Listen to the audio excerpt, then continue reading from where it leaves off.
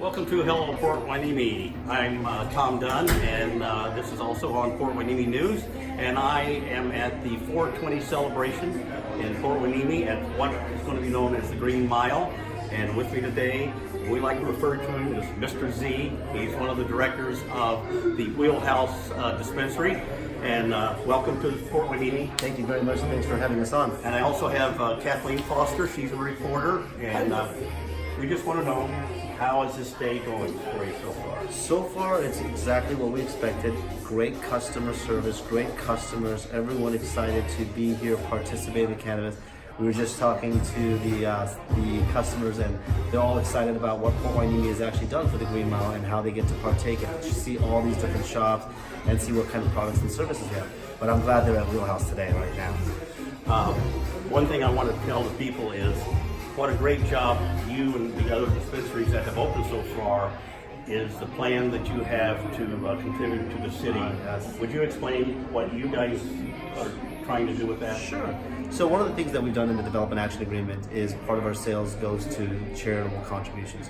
But it's not a necessity of how much we have to do, and it's not required. But one thing that Wheelhouse has done is we had a street fair on about 3 weeks ago. We were able to raise about $25,000 for the Junior Explorer program, buy a van for the police department, and give some money to the REACH program. So we're really just trying to get back to the community and really try to help them show cannabis can assist the businesses and the community and customers. It's wonderful how the people in Port Hueneme have rallied around, and I think they really appreciate what you're bringing to the community. And you want to tell us a little bit about the plans for this area? Sure. The community has definitely supported everybody. They're the first ones to get rid of the stigma. Yes, they were fearful just like everybody else, but they have now embraced it 100%. Now with this area, at least with these two buildings, Queens Lane, HPC is in the building next door, which our partners and our investors all acquired together, is really create a cannabis healing center. That way, between the two shopping centers, between the Green Mile, between Port Hueneme, let's even go that far, where people have a destination, one destination for cannabis, Port Hueneme. Now, obviously, we all have competitive edges and we all want to be better than everybody else, which gives the customer lots of options. So between all the dispensary owners, we're having fun competing with each other. We're giving the customer more choices and more options and more education than they've ever received in history. So for me, this is just a win-win-win for everybody. Well, if I remember hearing, some of the dispensaries may not have as much as I heard, but various parts of up to 200 types of medicinal marijuana uses. Well, I know we have an LA location, we have over 2,000 SKUs there. So we're averaging about 2,000 SKUs here because don't forget, you have your hybrids, your indicas, and your sativas. That's just the start. Then you have all your different genetics, and then on top of that, you have your different brands. So between the combination of everything, there is a huge choice for the consumer today, which is amazing in my mind.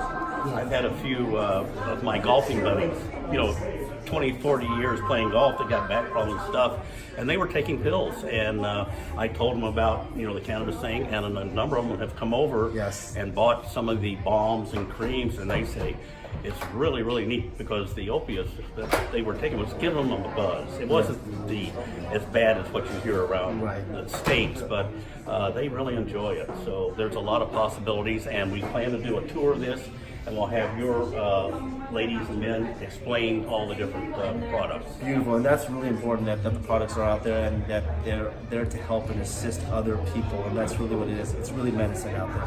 Just the opportunity's been open, and it's now free medicine in the sense of free access.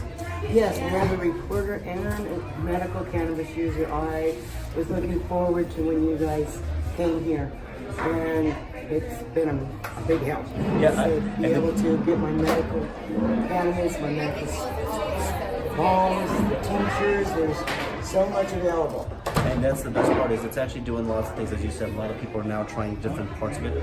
People go, I don't want to get high. That's the famous word, correct? But when you take an opiate, you're getting high. That feeling that you pass out, that feeling of nervousness, whatever. And addictive. And addictive. That's the icing on the cake. Cannabis, natural, grown from the earth.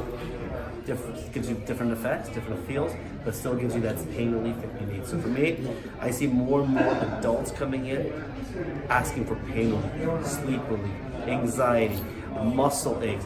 I had actually somebody who came to me and says, my mom now has cancer, how do I assist with that part? And so just getting that type of advice, getting those type of people come in here and being able to provide a little bit of relief is huge in the time of crisis and passing away in families. Now, I heard about this. You can tell me whether I'm in the dark or not. But there are people that want it for their dogs. Yes. So explain that. So we have what we call a pet line products where it has CBD and THC for all different sizes of animals. We have horses, large dogs, small cats. We have all the different animals. And you basically give a tincture or capsule, and it helps with the same ailments as the human bodies in a lot of cases. Arthritis in the bone, appetite suppressants if they're having appetite issues so they can get some more eating in their old age. My favorite story is, hey, my 15-year-old dog who never used to run around is running around now. He's playing again. He's like a puppy. He goes, I don't care if he's stoned. He's a puppy. He's having a good time. I haven't seen him run. I haven't seen him wag his tail in a while. So for me, those types of stories are great too for the animals. It's really just helping back and giving back to the community through either donations and charitable contributions, through pain and ailment for the human being, through their animals, whatever makes them feel better. It seems like cannabis is working. Yes. Okay, well, listen, everybody come down to the wheelhouse, and maybe Z will be here and you can talk to him, and the help you have is very knowledgeable and very easy to get along with, and they're there to help. Thank you very much. Thanks very much, Steve. Action going on at Wheelhouse. Happy 420, everybody. Happy 420. Welcome to Hello Port Hueneme and Port Hueneme News. I'm your host, Tom Dunn, and today we're at the 420 first anniversary birthday in Port Hueneme with a number of the dispensaries. And right now I'm with David Boss. David? How you doing? David, Nice to meet you. David is the owner of From the Earth, which is one of the first dispensaries here. You've got quite a crowd here. We got the food trucks back there. How's it going? I mean, it's unbelievable. Look at this. We have people that have been here since 7 o'clock this morning, and we don't open until 9 o'clock in the morning. The news is reporting that this is going to be the biggest 420 in the history of 420. Wow. And we're just ecstatic. I mean, we've got people coming from all over. We've got a lot of great food vendors that are here. We have a magician. We've got vendors that are representing their products and their brands. Yes, we stopped by a couple of those and talked to them, and it's really informative and very educational, so it's just great getting it out there to the public what's going on with the cannabis industry. It is. You do medical and recreational? We do. We're adult use and medical. We are actually the first adult use dispensary in Ventura County. We were the first ones to actually get that classification. Skunk Masters was right behind us. But as you can see, I mean, clearly this is the new age right here. Yes, People, what business, what else generates this kind of excitement? And you know, they said it wouldn't work. But wait a minute, there's 3 and 4 liquor stores on the corner of some places, so why not 2? Yep. You know? I mean, honestly, I will just say that we opened up on 4th of July last year, and at that time there were 3 operating dispensaries. Now I believe there's 6 or 7 operating dispensaries, and our numbers just keep going up. It's just, you know, at some point you think, are there going to be too many dispensaries? And that still remains to be seen, but so far it hasn't proven to be the case. One thing I started working on as soon as I knew this was all going to, come to fruition was starting like called a Port Hueneme Tourist Bureau, to where we can work with cannabis companies and the city and make this into a destination. Because Bed breakfast. That's very Bud and breakfast, is that what you said? Yes. Yes. Sorry. We're all about it. You were here when they wanted that hotel, the 12-story. Yes, I was. Well, it was voted down, thank goodness. We couldn't support it in How about a smaller hotel? Oh, no, I wanted 3 two-story bed and breakfast. Okay. But, Well, that might be coming soon. Oh, I'm just going to leave it at that. Nice. That'd be nice. but it'll be nice if we can make this a destination point before everybody else decides, because people get loyal. I used to go to a wine shop in Ventura because the guy there really knew what he was talking about, and wines you didn't know about that were fabulous. So it's what I heard. That's a lot of you guys are all a little bit different. Well, if you think about it, I think the numbers from the city are about 1,000 people a day are visiting all of the dispensaries in Port Hueneme. So if you think about it, it is a destination because most of our customers are not actually coming from Port Hueneme. They're coming from Oxnard, they're coming from Simi Valley, they're coming from Santa Barbara. And before you guys came, I used to have to go up the road Exactly. to the border of LA. Exactly. So I think in a way, Port Hueneme has become a destination because of the legalization of cannabis, and more and more people are coming. And our vision is to take it beyond just being able to go into a store and buy a jar of flower or a tincture. It's to create cannabis lifestyle experiences, and that's really what we're looking to do. And we're looking to work with the city and develop tourism in a way that we can. We're talking about a collective between all the dispensary owners and operators here in Port Hueneme where we can all kind of work together collectively for lobbying, laws, and so forth. And you're all involved in some kind of local charity too. Absolutely. Well, my personal background is I run a nonprofit in South Los Angeles. For the last 11 years, I run a foundation called the Harold Robinson Foundation, and we work with inner city kids in South LA and Watts. We have a music program, we have a film program, we do camp with the kids, and we bring rival neighborhoods together in peace and unity. And so here in Port Hueneme, part of our core value is to give back to the community, just like all the dispensaries are doing. Yes. They're all doing that. That's wonderful. just part of the deal. We've donated quite a bit of money to local charities. We've donated to REACH, we've donated to Port Hueneme Police Explorers, we've donated to the Hueneme Lifeguards, we've donated to Mixteco, we've donated to a number of different programs through REACH. We just donated again to the Port Hueneme Police to kick off and launch their drag program, which is what does the drag stand for? It's I've heard of it. I can't remember the exact word. It's drag racing against gangs and graffiti, and that's what that's for. And so the Port Hueneme PD just launched that program, and we kind of kicked it off with our donation. So It's a win-win situation for the businesses and the city, and everybody is really looking forward to just going full steam ahead.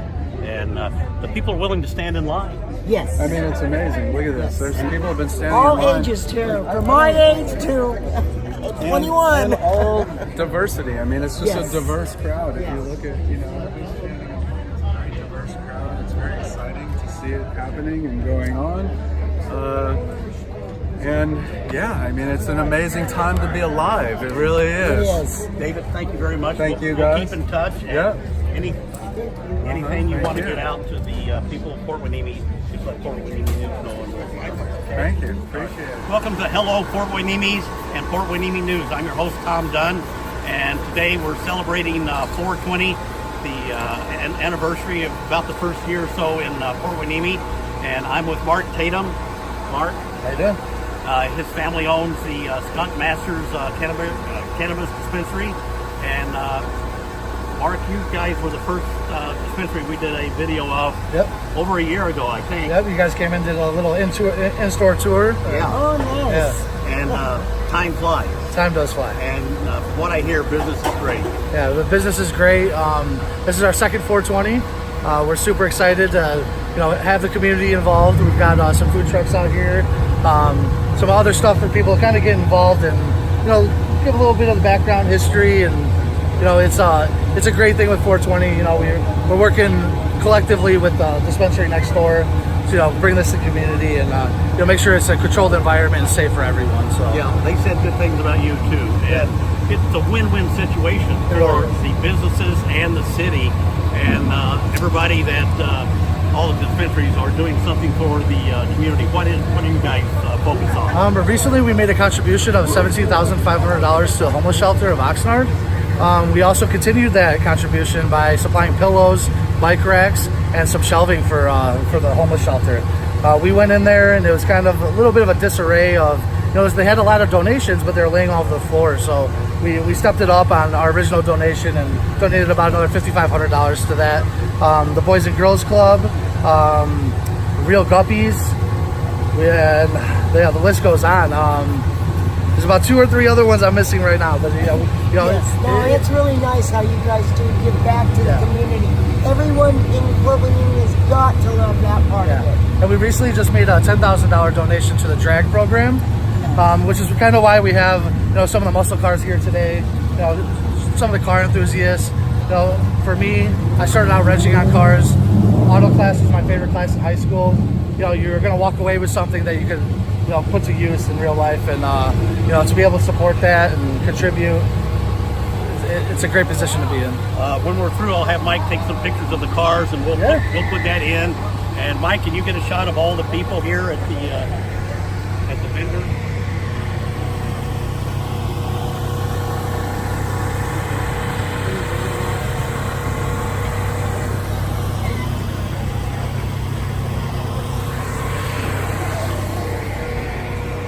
I thought we'd lost you there for a minute, Mike. Okay. Hey, thanks to all of you for listening. Mark, thank you. Tell Bob hello. And anytime you guys want to get something out to the public, let me know. All right. Thank you. Thanks so much. Thank you.